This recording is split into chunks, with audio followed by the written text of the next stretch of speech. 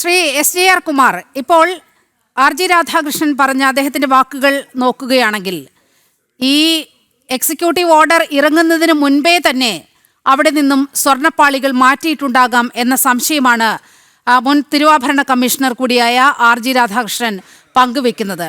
അങ്ങനെയൊരു സംശയം ഉണ്ടോ?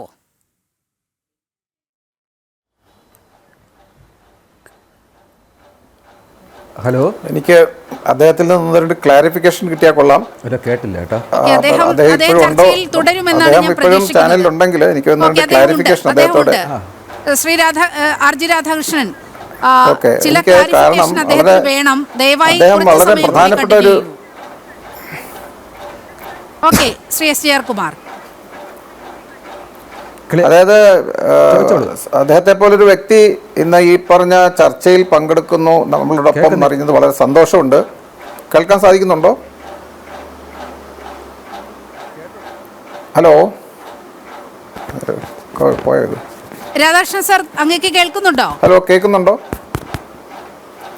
രാധാകൃഷ്ണൻ സാർ, അങ്ങേക്ക് കേൾക്കാമോ? കേൾക്കാൻ സാധിക്കുന്നുണ്ടോ? ഹലോ, ശ്രീ RG രാധാകൃഷ്ണൻ, അങ്ങേക്ക് കേൾക്കുന്നുണ്ടോ? ഹലോ, കേൾക്കാൻ പറ്റുന്നുണ്ടോ?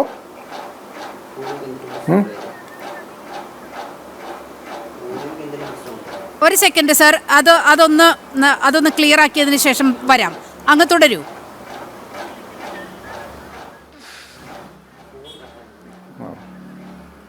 അല്ല, എനിക്ക് അദ്ദേഹത്തിനോട് വളരെ പ്രധാനപ്പെട്ട രണ്ട് കാര്യം ചോദിക്കാനുണ്ട്. കാരണം ഈ ഒരു സമയത്ത് അദ്ദേഹം അവിടെ ഉണ്ടായിരുന്നു എന്ന് പറയുമ്പോൾ അദ്ദേഹത്തിന് ചില വിവരങ്ങൾ പറയാൻ സാധിക്കും. അദ്ദേഹത്തിന് കേൾക്കാൻ സാധിക്കുന്നുണ്ടെങ്കിൽ ഞാൻ അത് ചോദിക്കാം. ഓക്കെ, കേൾക്കുന്നില്ല. ഓഡിബിൾ അല്ല. ഇക്കാര്യം ഒന്ന് ക്ലിയർ ചെയ്തിട്ട് ഞാൻ അങ്ങയിലേക്ക് തന്നെ മടങ്ങി വരാം. കേൾക്കുന്നുണ്ട്, പറയൂ. ഓക്കെ, അദ്ദേഹത്തിന് കേൾക്കാം, പറയൂ. ഓക്കെ, അതായത് അങ്ങേപ്പോലൊരാൾ ആ സമയത്ത് അവിടെ ചുമതലയിൽ ഉണ്ടായിരുന്നു എന്നുള്ളതുകൊണ്ട് ഒന്ന് രണ്ട് ക്ലാരിഫിക്കേഷൻ. ഒന്ന്, അങ്ങ് ചുമതലയിൽ എടുക്കുമ്പോൾ ഞാൻ മനസ്സിലാക്കാം, അദ്ദേഹം അങ്ങ് പറഞ്ഞതിൻ്റെ അടിസ്ഥാനത്തിൽ അവിടെ ഈ പൊതിഞ്ഞിരുന്ന പാളികൾ അപ്രത്യക്ഷമായിരുന്നു, ശരിയല്ലേ? കേൾക്കുന്നില്ല? ഹലോ, പ്രത്യക്ഷമായിരുന്നു എന്ന്, അതായത് ഹലോ, അങ്ങ് മറുപടി പറയുന്നുണ്ട്. കേൾക്കുന്നില്ല? രാധാകൃഷ്ണൻ സാർ മറുപടി പറയുന്നുണ്ട്. അങ്ങ് അവിടെ വരുമ്പം ആ പാളികൾ ഉണ്ടായിരുന്നു അവിടെ, അതാണ് ഞാൻ ചോദിക്കുന്നത്.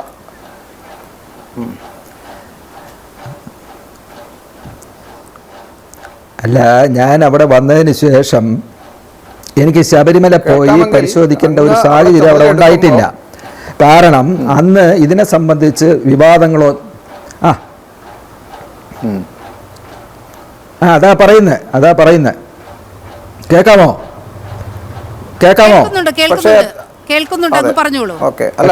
ചുമതല എടുക്കുമ്പോ മനസ്സിലായി, കേൾക്കുന്നുണ്ട്. അങ്ങ് ചുമതല എടുത്തതിന് ശേഷം ശബരിമലയിലേക്ക് പോയിട്ടില്ല.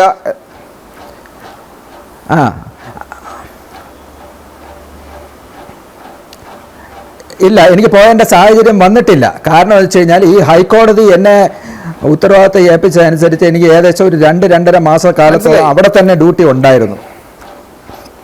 അതായത് സ്ട്രോങ് റൂം വെരിഫിക്കേഷൻ നടന്നുകൊണ്ടിരിക്കുന്ന സമയമായിരുന്നു. അപ്പോൾ അതുകൊണ്ട് എനിക്ക് അത് സ്ട്രോങ് റൂം വെരിഫിക്കേഷൻ കഴിഞ്ഞ് ഇത് റിപ്പോർട്ടാക്കണം. അത് 300 പേജുള്ള റിപ്പോർട്ടാണ് ടൈപ്പ് ചെയ്ത്. ചോദിച്ചോളൂ. അല്ല, ഞാനപ്പോൾ സംശയം അങ്ങോട്ട് ചോദിക്കുകയാണ്. നമ്മൾ വളരെ ഉത്തരവാദിത്തപ്പെട്ട ഒരു ചുമതലയാണ്. തിരുവാഭരണ കമ്മീഷൻ എന്ന് പറഞ്ഞാൽ ഭഗവാന്റെ സ്വത്തിന്റെ കാര്യമാണ് സത്യം. അപ്പൊ അതുകൊണ്ട് അങ്ങ് ചുമതല എടുക്കുമ്പോൾ ഒരു ഹാൻഡിങ് ഓവർ പ്രോസസ് ഇല്ലേ? മുമ്പുണ്ടായിരുന്ന ഒരു തിരുവാഭരണ കമ്മീഷണർ അങ്ങേക്ക് ചാർജ് ഹാൻഡ് ഓവർ ചെയ്യുമ്പോൾ അവിടെയുള്ള വസ്തുവകളുടെ ലിസ്റ്റ് ഉണ്ടാകണമല്ലോ, ഏതൊക്കെ വസ്തുവകളാണ് അങ്ങേക്ക് ഹാൻഡ് ഓവർ ചെയ്യുന്നത്. അത്തരത്തിലൊന്നും സംഭവിച്ചിരുന്നോ? ആ ഹാൻഡിങ് ഓവർ രജിസ്റ്ററിൽ ഈ പറഞ്ഞ ഫോയിൽ നഷ്ടപ്പെട്ടതായിട്ട് രേഖപ്പെടുത്തിയിരുന്നോ? അത് അവിടെ ഉള്ളതായിട്ടാണോ രജിസ്റ്ററിൽ? അങ്ങ് അത് ചുമതല എടുക്കുമ്പം അത് ഉൾപ്പെടെയാണോ അങ്ങ് ചുമതല ഏറ്റത് എന്ന് അറിഞ്ഞാൽ കൊള്ളാം.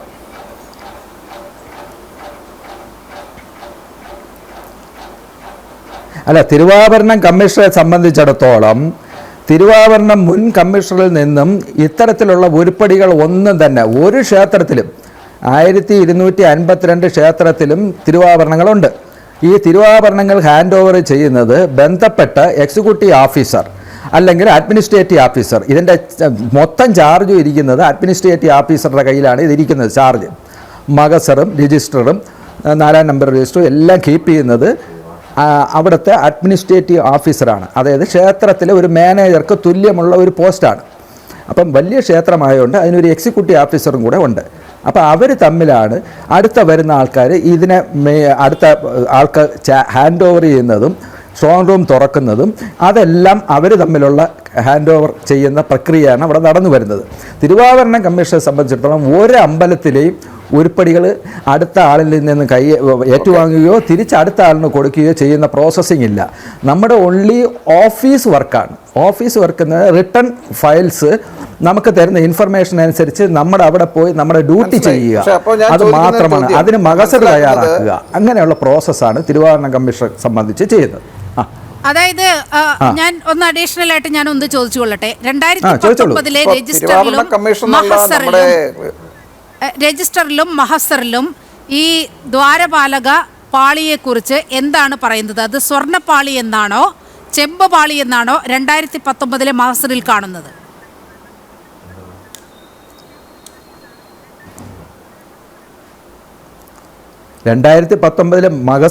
മഗസർ കീപ്പ് ചെയ്യുന്നത് ഞാൻ പറഞ്ഞില്ലേ, ശബരിമല എക്സിക്യൂട്ടീവ് ഓഫീസിലാണ് ആ മഗസറും രജിസ്റ്ററും എല്ലാം കീപ്പ് ചെയ്യുന്നത്.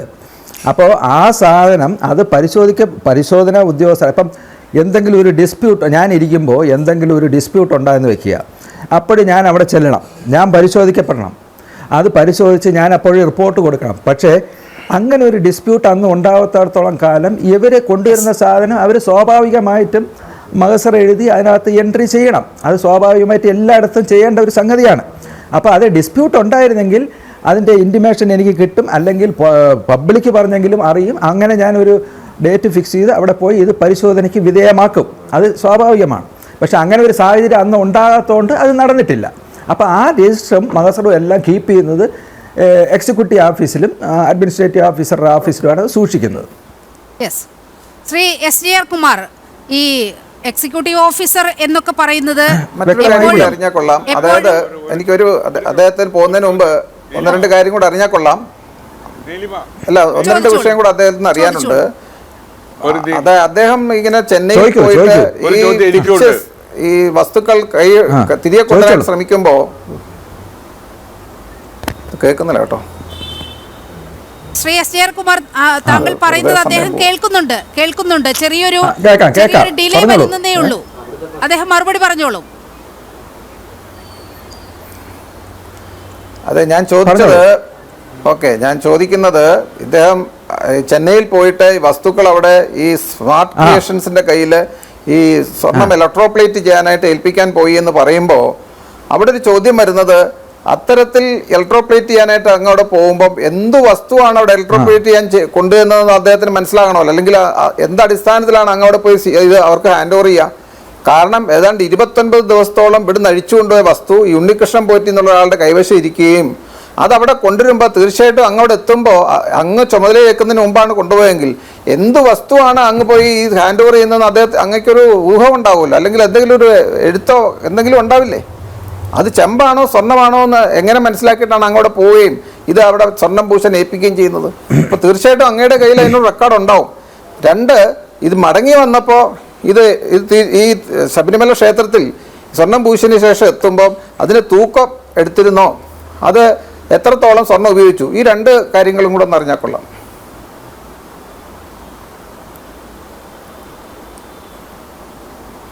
അത് 2 കാര്യം പറഞ്ഞുതരാം. അതായത് ഈ സംഭവം ഇത് കൊണ്ടുപോയി ജൂലൈ 19, 20 തീയതികളിൽ കൊണ്ടുപോയി. അപ്പോൾ ഇത് കൊണ്ടുപോയപ്പെടുന്നതും ഇത് അതിനുശേഷം 5-8 വന്ന് ഞാൻ ചാർജ് എടുക്കുന്നു. അപ്പോൾ ചാർജ് എടുക്കുമ്പോൾ ഈ സാധനം ഇത് പൊളിച്ചോ, ഇത് ചെമ്പാണോ സ്വർണ്ണമാണോ കൊണ്ടുപോയിട്ടുണ്ടോ, ഇതൊന്നും നമ്മൾ അറിയുന്നില്ല. അപ്പോൾ ഞാൻ ചെന്ന് ചാർജ് എടുത്ത് ഏതാനും ദിവസങ്ങൾ കഴിഞ്ഞതേ ഉള്ളൂ. 5-ാം തീയതി ചാർജ് എടുക്കുന്ന ഞാൻ 28-ാം തീയതി ഒരു ഇൻഫർമേഷൻ കിട്ടുമ്പോൾ ഞാൻ ഈ ഓർഡർ കളക്ട് ചെയ്യുന്നു. ഈ ഓർഡർ കളക്ട് ചെയ്ത് നോക്കുമ്പോൾ അതിനകത്ത് വളരെ വ്യക്തമായിട്ട് പറയുന്നു ഇന്ന ആളിൻ്റെ ഇളക്കി കൊടുത്തു വിടണമെന്ന്. അതിനെ തുടർന്ന് ഞാൻ അന്വേഷിച്ചപ്പോൾ ഇത് 19-ാം തീയതി, അപ്പോഴാണ് ഞാൻ ഇത് അറിയുന്നത്. 19-ാം തീയതി കൊണ്ടുപോയി, അത് ചെന്നൈയിൽ കൊണ്ടുപോയിരിക്കുകയാണ്. 28-ാം തീയതിയാണ് വിളിച്ച് പറയുന്നത്. അപ്പോൾ 29-ാം തീയതി താങ്കൾ അവിടെ ചെന്ന് താങ്കളുടെ പ്രസൻസിൽ അത് ഗോൾഡ് പൂശണമെന്ന് പറയുന്നു. അപ്പോൾ നിയമപ്രകാരം ഞാൻ ചെയ്യേണ്ട ഡ്യൂട്ടിയാണ്. അപ്പോൾ അപ്പോഴാണ് ഞാൻ ഈ സംഗതി അറിയുന്നതും. പിന്നെ അതിനകത്ത് അന്ന് വേറെ വിവാദങ്ങളൊന്നും ഇല്ലല്ലോ, ഇങ്ങനെ ഒരു സാധനം. അപ്പോൾ ക്ഷേത്രങ്ങളിലായിരുന്നാലും ബോർഡ് ഉത്തരവ് കൊടുക്കുന്നതിനനുസരിച്ച് ഇപ്പോൾ പിത്തള പൊതിയാനും സ്വർണത്തിൻ്റെ മറ്റേ ചട്ടങ്ങൾ ചെയ്യാനും എന്തെങ്കിലും ഉണ്ടെങ്കിൽ നമ്മൾ അതെല്ലാം സെറ്റ് ചെയ്ത് വെച്ചിട്ട് നമ്മളെ അറിയിക്കും, നമ്മൾ അവിടെ ചെല്ലും. അപ്പം നമ്മുടെ പ്രസൻസിലേ അത് ചെയ്യാവൂ. അതിന് മഹസർ എഴുതണം, തിരിച്ച് സ്വർണം പൂശിയതിന് ശേഷം മഹസർ.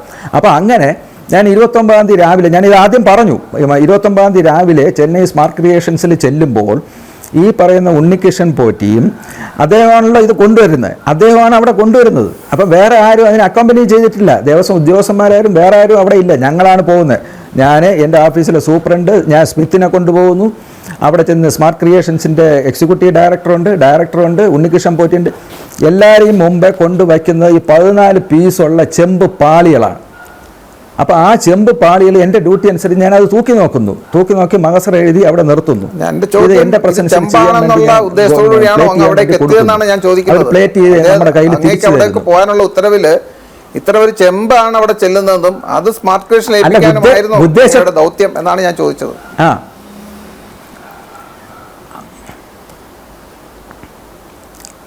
അല്ലെന്നേ, ആ ഓർഡറിനകത്ത് പറയല്ലേ ചെമ്പ് സാധനം, ഇത് അതിനകത്ത് ഫിക്സ് ചെയ്തിട്ടുള്ള ചെമ്പ് ഇളക്കി എടുത്ത് ഉണ്ണികൃഷ്ണൻ പോറ്റിയിൽ കൊടുക്കാനായിട്ട്. ചോദിച്ചോളൂ. ഒരു ചോദ്യം ഞാൻ ചോദിച്ചോട്ടെ. താങ്കൾ നേരത്തെ പറഞ്ഞത്, അതായത് ഈ അങ്ങവിടെ പോകുമ്പോ ഈ വസ്തു ഹാൻഡ് ഓവർ ചെയ്യണമെന്ന് പറയുമ്പോ എന്താണെന്നുള്ള ഒരു ധാരണ ഉണ്ടാവുമല്ലോ. ഈ പറഞ്ഞ കാര്യങ്ങൾ അല്ല, ഞാൻ ഒരു കാര്യം ചോദിക്കുന്ന ഒറ്റ കാര്യമേ ഉള്ളൂ. ഞാൻ മനസ്സിലായില്ല, ശുദ്ധി എന്ന് ഞാൻ ചോദിച്ചാണ്. അത് പോട്ടെ, അത് വേറെ കാര്യം. ഞാൻ പറയാം. അല്ല, അങ്ങ് നേരത്തെ പറഞ്ഞപ്പോ അങ്ങ് സമീപനം അല്ല ഇത് കൊടുത്തു വിടുന്നതും ഒക്കെ എന്നുള്ളത് ഒരു വസ്തുതയാണല്ലോ. എന്താണ് അങ്ങ് ചുമതല ഏൽക്കുന്നതിന് മുമ്പാണ് നേരത്തെ പോയത് മദ്രാസിലേക്ക്. ഇത് കൊടുത്തുവിട്ട കാര്യങ്ങളൊക്കെ ചുമതല ഏൽക്കുന്നതിന് മുമ്പുള്ള തീയതികളിലാണ്. ആ തീയതികളിൽ പിന്നീട് അത് അത് തിരിച്ചു കൊണ്ടുവരണം എന്ന നിർദ്ദേശം നിങ്ങൾക്ക് കിട്ടിയപ്പോഴാണ് നിങ്ങൾ അവിടെ പോകുന്നത്. ഇതൊക്കെ ഞാൻ സമ്മതിച്ചു, അത് അതിന്റെ വസ്തുതാപരമായിട്ട് കാര്യമാണ്.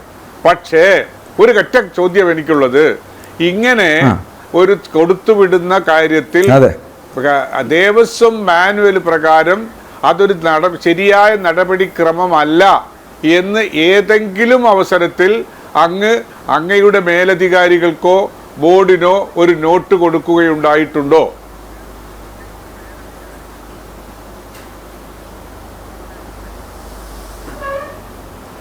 അതല്ല, ബഹുമാനപ്പെട്ട സുരേഷ് ബാബു പറഞ്ഞതിന് ആൻസറാണ് ഞാൻ നേരത്തെ പറഞ്ഞത്. അതായത് ഇവിടെ ഞാൻ അത് വീണ്ടും റിപ്പീറ്റ് ചെയ്യണോ? ഞാൻ നേരത്തെ പറഞ്ഞല്ലോ, അദ്ദേഹം പറഞ്ഞതിന് ഞാൻ മറുപടി പറഞ്ഞു. അതായത് ഞാൻ ചെന്നതിന് ശേഷമാണ് ഈ ഉത്തരവ് വന്നിരുന്നുവെന്ന് വരികിൽ മാനുവൽ പ്രകാരം ഇങ്ങനെ ഇറക്കിയ ഉത്തരവ് തെറ്റാണെന്ന് ഞാൻ തീർച്ചയായിട്ടും അയച്ചിരിക്കും. അതിൽ മടി കാണിക്കുന്നവനല്ല ഞാൻ.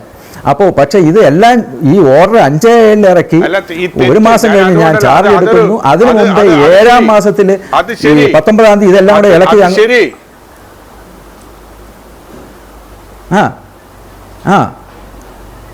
അത് ശരി, സമ്മതിച്ചു, അതാണ് ശരി. അങ്ങ് ചെയ്തത് തെറ്റല്ല. ഞാൻ എന്റെ ചോദ്യം ഒരു ഡൗട്ട് മാത്രമേ ഉള്ളൂ. ഇങ്ങനെ ഒരു തെറ്റായ നടപടിക്രമം ഞാൻ ചുമതല ഏൽക്കുന്നതിന് മുമ്പ് നടന്നിട്ടുള്ളത് മാനുവൽ പ്രകാരം തെറ്റായ നടപടിയായിരുന്നു എന്ന് അങ്ങ് അതയുടെ മേലധികാരിക്കോ അല്ലെങ്കിൽ ബോർഡിനോ ഒരു നോട്ട് കൊടുത്തിട്ടുണ്ടോ എന്നാണ് ഞാൻ ചോദിച്ചത്. ഇത് ശരിയല്ല എന്ന് അങ്ങക്ക് ബോധ്യമുണ്ട്. രണ്ടാമത് പോകുമ്പോഴും നോട്ട് കൊടുക്കാത്തതിന്റെ സാഹചര്യമാണ് ഞാൻ മാനുവൽ പ്രകാരം ഈ നടപടിക്രമം തെറ്റാണ്. അല്ല അതുവരെ അതല്ല, ഒരു നോട്ടെങ്കിലും കൊടുത്തോ? അതല്ല, അതിന്റെ നോട്ട് കൊടുക്കേണ്ട സാഹചര്യം ഉണ്ടാകാത്തത് എന്താണെന്നുള്ളതാണ് ഞാൻ വിശദമാക്കിയത്. അതായത് നോട്ട് കൊടുക്കാത്ത ഈ ശ്രീ എസ് ജെ കുമാർ ഇപ്പോൾ ശ്രീ ആർ ജി അല്ല, രാധാകൃഷ്ണൻ അത് പറയുന്നതിനനുസരിച്ച് convincing അല്ല. വളരെ കൃത്യമായ ഒരു മാനുവൽ ലംഘനം അവിടെ നടന്നു എന്നുള്ള കാര്യത്തിൽ തർക്കമില്ല.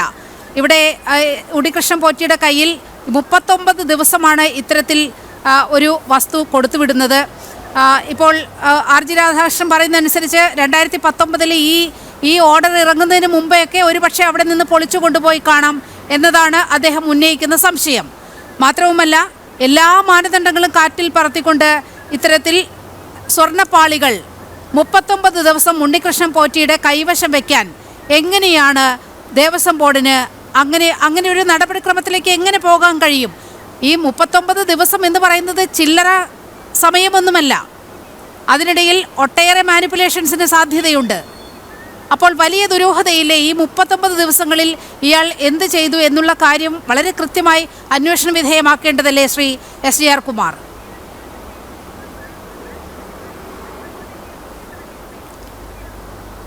അതെ, എനിക്ക് പറയാനുള്ളത്, നമ്മൾ ഈ 39 ദിവസം ഇദ്ദേഹം കയ്യിൽ വെച്ചെന്നും ഇത് സ്മാർട്ട് ക്രിയേഷൻസിന്റെ അടുത്തേക്ക് കൊണ്ടുചെന്നപ്പോൾ 39 ശേഷം എത്തിക്കുമ്പോൾ ഈ തിരുവാഭരണ കമ്മീഷണർ അവിടെ എത്തിയെന്നും ഇദ്ദേഹമാണെന്ന് ഇന്നാണ് അറിയുന്നത്. അപ്പോൾ അദ്ദേഹത്തിന്റെ ഇപ്പൊ പറയുന്നതിൽ ഒരുപാട് ക്ലാരിഫിക്കേഷൻ ആവശ്യമുണ്ട്. ഒന്നാമത്തെ ചോദ്യം, നമുക്ക് വളരെ ഞെട്ടിപ്പിക്കുന്ന ഒരു വിവരമാണ് അദ്ദേഹം പറയുന്നത്. തിരുവാഭരണ കമ്മീഷൻ നമ്മൾ ധരിക്കുന്നത് ഈ ദേവന്റെ സ്വത്ത്, തിരുവാഭരണം എന്ന് പറയുന്നത് ദേവന്റെ സ്വത്താണ്. ആ സ്വത്ത് സംരക്ഷിക്കേണ്ട ഉത്തരവാദിത്തപ്പെട്ട ഒരു ഉദ്യോഗസ്ഥൻ ഒരാൾ മാറി മറ്റൊരാൾ ചുമതലയിലേക്ക് വരുമ്പോൾ അത്തരം ഒരു ഹാൻഡിങ് ഓവർ പ്രോസസ് ഇല്ല എന്ന് പറഞ്ഞാൽ എന്താണ് ഈ ദേവസ്വം ബോർഡ് ചെയ്യുന്നത്? ഒന്നും കേട്ടില്ല. It is actually unacceptable. Devaswom board പിരിച്ചുവിടേണ്ട കാലമായെന്ന് ഞാൻ പറയുന്നത്. ഈ തിരുവാഭരണ കമ്മീഷൻ എന്നൊരു എത്ര പ്രധാനപ്പെട്ട ഒരു ദൗത്യം, പിന്നെ എന്തിനാണ് അവർ വന്നിരിക്കുന്നത് അവിടെ? അതായത് മറ്റൊരാൾ ചുമതലയെടുക്കുമ്പം തീർച്ചയായിട്ടും അവിടെയുള്ള വസ്തുവകൾ അദ്ദേഹത്തെ ചുമതലയെടുക്കണം. നമ്മൾ സാറിന് സ്റ്റോറിൽ ഇപ്പോൾ ഒരു സ്റ്റോക്ക് കീപ്പർ പോലും ചെയ്യുന്ന കാര്യമാണ്. ഇത് സ്വർണ്ണമാണ് പറയുന്നത്. ഇത്ര നിരുത്തരപരമായ രീതിയിലാണ് ഈ പ്രസ്ഥാനം ഓടുന്നത്. രണ്ടാമത്തെ വിഷയം എനിക്ക് പറയാനുള്ളത്, അദ്ദേഹം ചുമതലയിൽ വരുമ്പോൾ അവിടെ ഈ ദാരുശില്പങ്ങൾ ഉണ്ടോ ഇല്ലയോ എന്നുള്ളതിന് അദ്ദേഹം പറയുന്നത് ഞാൻ ശബരിമലയിലേക്ക് പോയിട്ടില്ല എന്നാണ് പറയുന്നത്. അങ്ങനെ ഒരു തിരുവാഭരണ കമ്മീഷൻ ഏറ്റവും കൂടുതൽ സ്വത്ത് സ്വർണ്ണമുള്ള സ്ഥലത്തേക്ക് അദ്ദേഹം എത്താതിരിക്കുന്നത് എന്തുകൊണ്ടാണ്? അദ്ദേഹത്തെ തടഞ്ഞതാണോ, സ്വയം പോകാതിരുന്നാണോ? മൂന്നാമത്തെ വിഷയം, ഈ തിരുവാഭരണം ഈ കമ്മീഷണറായിട്ട് അദ്ദേഹം ചെന്നൈയിലേക്ക് ഇത്തരം ഒരു ഓർഡറിൻ്റെ അടിസ്ഥാനത്തിൽ പോകുമ്പോൾ ഞാൻ അദ്ദേഹത്തെ ചോദിച്ചു, അവിടെ ചെല്ലുമ്പം വെറുതെ ഈ കൊല്ലത്ത് പോയ പോലല്ലോ, അതായത് അവിടെ ചെല്ലുമ്പം എന്ത് സാധനമാണ് അദ്ദേഹം ഹാൻഡ് ഓവർ ചെയ്യേണ്ടത് എന്നുള്ള എന്തെങ്കിലും ഒരു നിർദ്ദേശത്തിന് ഉണ്ടാവില്ല. ഞാൻ അദ്ദേഹത്തിന് ചോദിച്ചിട്ട് അദ്ദേഹം മറുപടി തരുന്നില്ല. അതായത് ചെമ്പ് വസ്തുവായിട്ട് ഒരാൾ, ഉണ്ണികൃഷ്ണൻ പോറ്റുന്ന ഒരാളവിടെ വരുന്നു, അതല്ല സ്വർണം പൊതിഞ്ഞായിട്ട് വരുന്നു, എന്തെങ്കിലും ഒരു അടിസ്ഥാനം ഉണ്ടാവുമല്ലോ. അത് ഹാൻഡ് ഓവർ ചെയ്യണമെന്നുണ്ടെങ്കിൽ ഹാൻഡ് ഓവർ ചെയ്യുന്നവർക്ക് ബോധ്യം വേണ്ട എന്താണ് ചെയ്യാൻ പോകുന്നത്. അതിന് ഉത്തരം കിട്ടിയിട്ടില്ല. അടുത്ത വിഷയം ഞാൻ ചോദിക്കുന്നത്, ഈ ശബരിമലയിലെ അന്നെങ്കിലും അദ്ദേഹത്തിൽ കാണുമല്ലോ ഏറ്റുവാങ്ങാൻ പോകുന്ന ദാരുശില്പത്തിൻ്റെ ഈ എന്താ പറയുക, സ്വർണം പൂശിയതോ അല്ലെങ്കിൽ പൊതിഞ്ഞതോ ആയിട്ടുള്ള വസ്തു ആണെങ്കിൽ അത് എന്താണെന്നൊരു ഐഡിയ ഉണ്ടല്ലോ. അദ്ദേഹം ശബരിമലയ്ക്ക് പോയി കാണും. 2019 എത്രയോ പ്രാവശ്യം അദ്ദേഹം ശബരിമലയ്ക്ക് പോയി കാണും. അപ്പോൾ തീർച്ചയായിട്ടും ഈ ഒരു അവസരത്തിൽ ശബരിമലയ്ക്ക് പോകുമ്പോൾ അവിടെ ഈ പറഞ്ഞ രണ്ട് വശത്തും ഈ ശില്പങ്ങളിൽ ബെയറായിട്ടുള്ള ശില്പങ്ങളായിരിക്കണമല്ലോ അവിടെ ഇത്തരത്തിലൂടെ ഇല്ലെങ്കിൽ. അത് അദ്ദേഹത്തിന് ശ്രദ്ധയിൽപ്പെട്ടതായിട്ട് അദ്ദേഹം പറയുന്നില്ല. അപ്പോൾ അങ്ങനെ അത് ഇവിടുന്ന് കൊണ്ടുപോയിട്ടുണ്ടോ ഇല്ലയോ എന്നുള്ളത് അദ്ദേഹം മനസ്സിലാക്കുന്നില്ല എന്നാണ് ഇപ്പോഴും പറയുന്നത്. അതെനിക്ക് അത്ര വിശ്വസിക്കാൻ പറ്റുന്നില്ല. ഐ എം വെരി സോറി, അദ്ദേഹം ചിലപ്പോൾ കേൾക്കാത്തതുകൊണ്ടായിരിക്കാം. എന്തായാലും ദുരൂഹതകൾ വർദ്ധിക്കുകയാണ്. കാരണം ഇത് തിരികെ വന്ന്, ഞാൻ അദ്ദേഹത്തോട് അതും ചോദിച്ചു, ഇത് തിരികെ വന്നതിന് ശേഷം ഇതിൻ്റെ വെയിറ്റ് എടുത്തോ, ഇവിടെ ഈ സ്വീകരിക്കുന്ന സമയത്ത് അതിൻ്റെ വെയിറ്റ് എടുത്തിരുന്നോ? അതിനും മറുപടി കിട്ടിയിട്ടില്ല.